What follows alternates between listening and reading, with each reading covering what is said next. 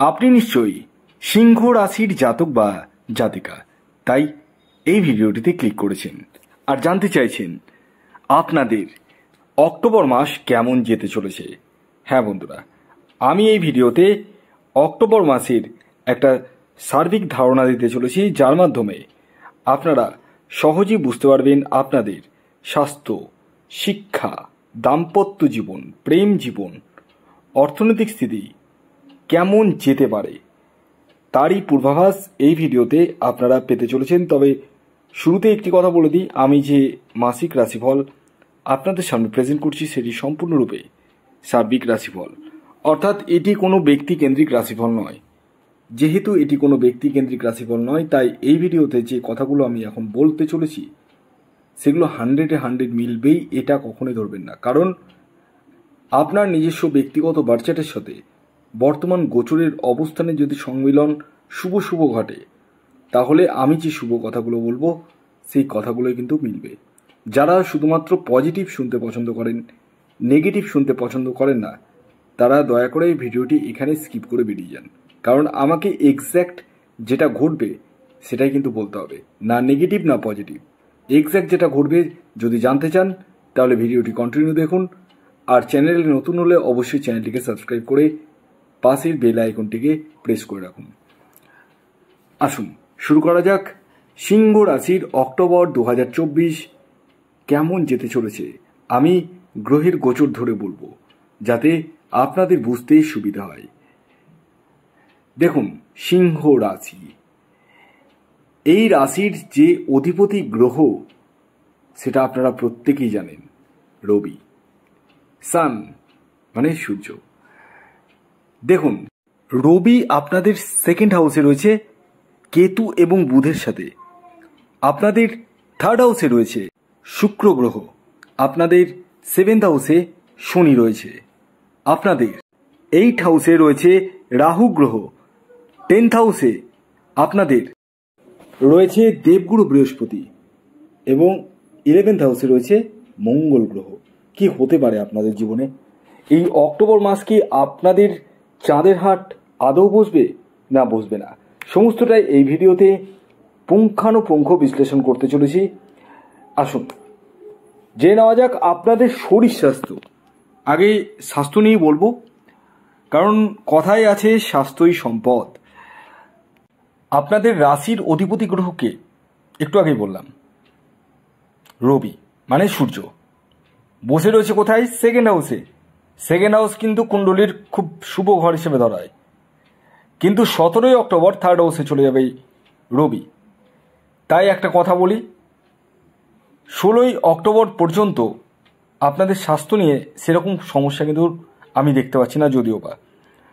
তবে 17ই অক্টোবর থেকে আপনাদের স্বাস্থ্যহানি কিন্তু হওয়ার সম্ভাবনা রয়েছে।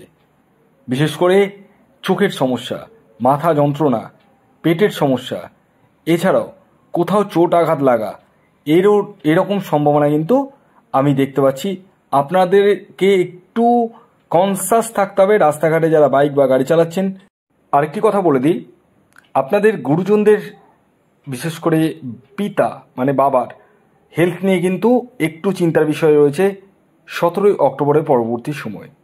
ইয়েস, কিন্তু 16 তারিখ পর্যন্ত কিন্তু কোনো সেরকম সমস্যা আমি দেখতে পাচ্ছি না। এরপর আসি আপনাদের এডুকেশন মানে পড়াশোনা কেমন যেতে পারে। প্রত্যেকের মনে একটা প্রশ্ন রয়েছে। এই এডুকেশনের জায়গাটা কিন্তু 5th হাউস থেকে দেখতে হয়। আর পঞ্চমেশ হতে চলেছে দেবগুরু বৃহস্পতি। দেবগুরু বৃহস্পতি কোথায় বসে রয়েছে? কেন্দ্রতে বসে রয়েছে, অর্থাৎ 10th হাউসে বসে রয়েছে। দেখুন, এই মাসে তো আপনারা প্ল্যানিংটা খুব ভালোই করবেন, হ্যাঁ, যে আমি এটা করব, এটার পরে এটা করব, এটার পরে এটা করব, কিন্তু এই যে অ্যাকশন মানে নামা পড়া, সেই জায়গাটা কিন্তু কম থাকবে। একটু লেথার্জি ফিল হবে, পড়তে গিয়ে মনে হবে একটু পাশে মোবাইলটা দেখি, একটু ইনস্টাগ্রামটা দেখি, একটু ইউটিউবটা দেখি, এগুলো মনে হবে।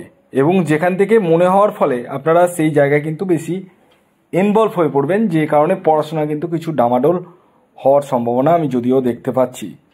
তবে দেখতে হবে আপনার নিজস্ব বার্থ চার্টে দেবগুরু বৃহস্পতির অবস্থান এবং বুধের অবস্থান কেমন রয়েছে। তবে মিড অক্টোবরের পরবর্তী সময়ে এডুকেশনের জায়গাটা আগের থেকে বেটার হওয়ার সম্ভাবনা আমি দেখতে পাচ্ছি। ওভারঅল কিন্তু এডুকেশনের জায়গাটা ভালো, তবে কিছু কিছু ক্ষেত্রে আপনারা এফোর্টটা কিন্তু একটু কম দেবেন, যে কারণে রেজাল্ট কিন্তু কিছুটা ডিটোরেট করতে পারে। এরপর আসি প্রেমের জায়গাটাও কিন্তু ফিফথ হাউস থেকে দেখতে হয়। যেমনটা আমি বললাম, ফিফথের যে লর্ড সেটি হচ্ছে দেবগুরু বৃহস্পতি, 10th বসে রয়েছে। দেখুন, একটা জিনিস এই প্রেম জীবনে হবে, সেটা হচ্ছে আপনি প্রেমের থেকে বেশি নিজের পার্সোনাল লাইফ নিয়ে কিন্তু একটু বেশি চিন্তায় থাকবেন, যে কারণে প্রেমে আপনার অপোজিট জনের মনে হবে যে ও আমাকে টাইম দেয় না, আমার প্রতি কেয়ার করে না, এগুলো মনে হবে। সেখান থেকে কিন্তু কিছু পরিমাণ আপনাদের মধ্যে মতবিরোধ বা মত পার্থক্য তৈরি হওয়ার সম্ভাবনা রয়েছে। যদিও বা এই মাসে নতুন প্রেমের সম্ভাবনা কিন্তু রয়েছে, যারা একাকী রয়েছেন তাদের জীবনে কিন্তু নতুন প্রেম আসতে চলেছে। তবে একটা কথা আমি বলতে পারি, প্রেম জীবনে আপনাদের যতই মিস আন্ডারস্ট্যান্ডিং থাকুক, মানে একে অপরের প্রতি একটু মায়া বা মমতা বা যাই বলুন না কেন, ফিলিংস বলুন, সেটা কিন্তু থাকবে। এরপর আসি আপনাদের দাম্পত্য জীবন কিন্তু 7th হাউস থেকে দেখতে হয় বন্ধুরা। আর 7th বসে রয়েছে শনি গ্রহ এবং বক্রী অবস্থায় রয়েছে।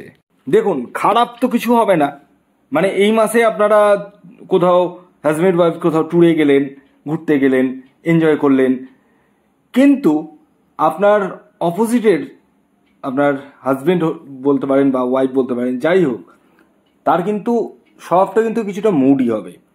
আর মুডি হওয়া মানে কি বলুন তো, যেটা বলবে যে আজকে আমাকে এটা কিনে দাও তো কিনে দাও, কালকে বলবে ওটা কিনে দাও তো কিনে দাও। এই কারণে আপনাদের মধ্যে একটা চাপ কিন্তু থাকবে।